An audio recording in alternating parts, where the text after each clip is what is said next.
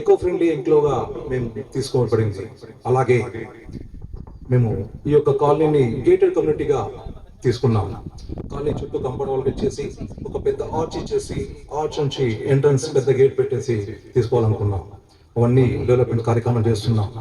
మేము ఈ యొక్క కాలనీలో కర్బింగ్ స్టోన్స్ ఎకో ఫ్రెండ్లీగా ఉండడానికి వివిధ రకమైన చెట్లను ఇక్కడ ఏర్పాటు చేస్తున్నాం.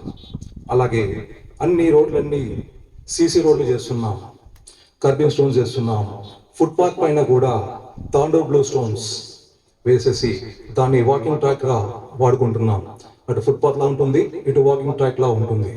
అలాగే చిన్నపిల్లలు ఆహ్లాదంగా ఉండడానికి 1600 గజాల్లో వాళ్ళకి ప్లే ఏరియా, పార్క్ అవన్నీ చేస్తున్నాం.